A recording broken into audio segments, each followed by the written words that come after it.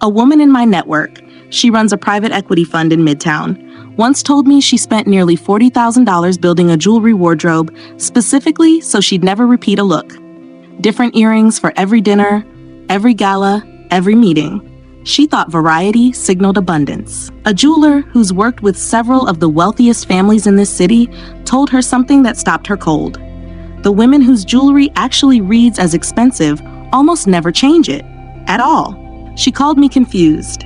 She'd done everything she thought wealth looked like, and it was working against her. Today, I'm giving you the 7 things genuinely wealthy women understand about jewelry that almost nobody else does. The rules that have nothing to do with how much you spend and everything to do with how a stranger's brain processes you in the half second before either of you says a word. Before we get into it, I have a free gift for you. I've read a lot of comments asking for this, so I built a checklist around it. The Elegant Morning Routine Checklist. 12 rituals of women who are timeless, healthy, and undeniable after 40. It's the morning architecture that puts everything I described today into daily practice. Cortisol protection, protein-first nutrition, movement, silence, grooming standards, and the identity rituals that make all of it sustainable. Every page is a deliberate act of self-respect. See the first link in the description to grab it free, or scan the QR code if you're watching on TV. When you get it, email me your takeaway. I love reading those. Now let's get into today's topic. Habit 1, stop rotating. Start repeating. Most women have been taught that a well-dressed woman owns variety. Different earrings for every outfit, switching it up so she's never boring. I'm going to show you why that instinct is exactly backwards. But first, understand what it actually costs you. The jeweler I mentioned earlier, he's worked with old money families through generations, told me something I'd never considered. The human brain builds recognition through repetition, not variety. He said the women whose jewelry people remember, whose presence people register instantly across a room, wear the same 1 or 2 signature pieces for years, sometimes decades. A single strand of pearls, one specific bracelet. Psychologists call this the mere exposure effect. Research from the University of Pittsburgh found that repeated exposure to the same stimulus increases not just recognition, but perceived trustworthiness and familiarity, almost entirely below conscious awareness. Think about it the way you think about a logo. Coca-Cola didn't become recognizable by changing its script every year. It became unforgettable by never changing it at all. Resolve. Choose 1 or 2 signature pieces, a ring, a watch, a single necklace, and wear them as your daily constant, rotating only the supporting elements around them. Consistency is what makes you recognizable in someone else's memory. Variety is what makes you forgettable. Here's where most people stop, assuming if repetition works, more pieces must work even better. It's the opposite. Without the next piece, you risk undoing everything Habit 1 just built. Habit 2. More jewelry doesn't signal more wealth. It signals less. I'm going to show you the real rule here, but there's something you need to understand first, because this one surprises almost everyone. A woman I know who sits on several corporate boards told me she once watched a younger associate walk into a fundraising dinner wearing every good piece she owned at once. Rings on 4 fingers, a statement necklace, a cuff, drop earrings. The board members read, instantly and privately, was not, "she has a lot." It was, "she needed me to know that." A maitre d' at a Relais and Chateau property once told me the same instinct applies to how staff quietly assess a table.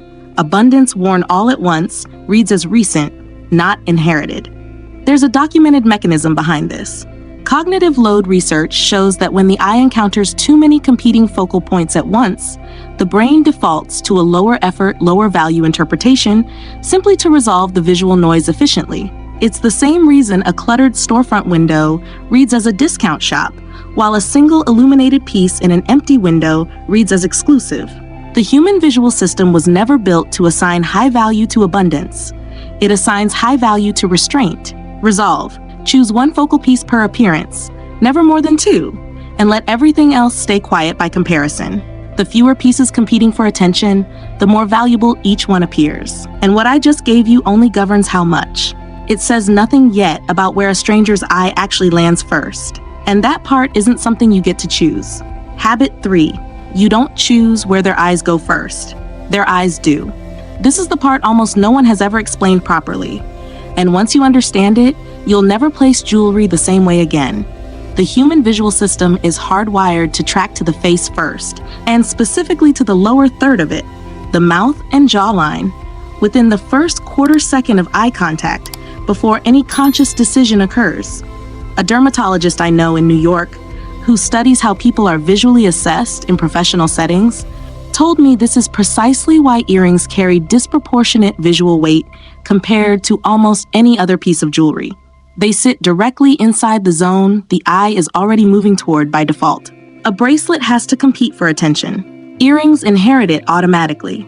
I tested an informal version of this myself at a gallery opening last year, wearing a deliberately understated outfit with only one striking pair of earrings. 3 separate people commented on how put together I looked, and not one of them could describe anything else I was wearing. The earrings did the entire job alone. Resolve. If you only invest serious attention into one category of jewelry, make it earrings. They sit inside the eye's natural first path, which means they carry more perceptual weight, piece for piece, than anything else you put on. But here's where most people stop, focused only on placement, while ignoring a detail that, when it's wrong, undoes the most expensive earrings in the world. This is exactly what the Undeniable's complete system covers in detail. 7 complete guides: identity, presence, first impressions, social mastery, wellness, standards, and your morning ritual.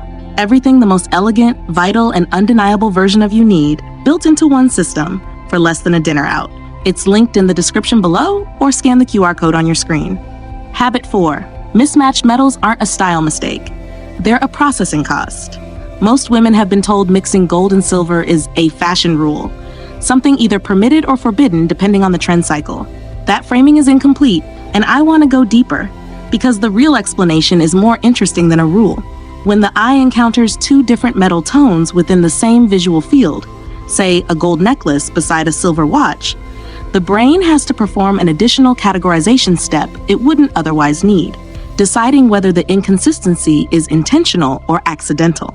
A study on visual coherence and perceived intentionality found that mismatched elements within a single visual frame measurably increased processing time and reduced perceived deliberateness, even when observers couldn't articulate exactly what felt off. The brain isn't judging your taste. It's spending extra effort resolving a contradiction, and that effort registers subconsciously as something here wasn't planned. Resolve. Commit to one metal tone as your dominant note across every piece you wear in a single appearance. Gold or silver, chosen once, applied consistently. If you genuinely love both, separate them by occasion entirely, rather than mixing them in the same look. But here's where most people stop, believing the metal itself is the whole story. It isn't. What sits against your actual skin tells the eye something the metal alone never could. Habit 5. The wrong metal for your undertone isn't subtle. The eye catches it instantly. I'm going to show you why this matters more than most women realize. But first, understand the mechanism. Skin has a measurable undertone, cool, warm, or neutral, created by the ratio of melanin, hemoglobin, and keratin just beneath the surface. A colorist who consults for several luxury brands once explained to me that metal tone interacts directly with that undertone through simple light reflection. Warm metals like gold and rose gold reflect light that flatters warm and neutral undertones, while cool metals like platinum and white gold do the same for cool undertones. Wear the mismatch, and the metal doesn't just sit there neutrally. It actively pulls minor discoloration, sallowness, or grayness toward the surface that wouldn't otherwise be visible. A research review in the Journal of Cosmetic Dermatology confirmed that perceived skin radiance and evenness shift measurably depending on the color temperature of nearby reflective surfaces, jewelry included. It's the same principle a photographer uses with a reflector card on a shoot. The right reflected light makes skin look luminous. The wrong one makes it look tired, and the viewer can't always say why. Resolve. Hold a gold piece and a silver piece against your inner wrist in natural daylight. Whichever one makes your skin look brighter and more even, not just prettier, but visibly clearer, is your dominant metal. Build your signature pieces in that tone specifically. But there's one piece left, the one that actually separates fine jewelry from its most convincing imitation, and it has nothing to do with price. Habit 6. From across a room, it's never about size. It's about this. Most people assume fine jewelry reads as expensive from a distance because of size, weight, or the richness of the color. A jeweler in my circle corrected this for me precisely.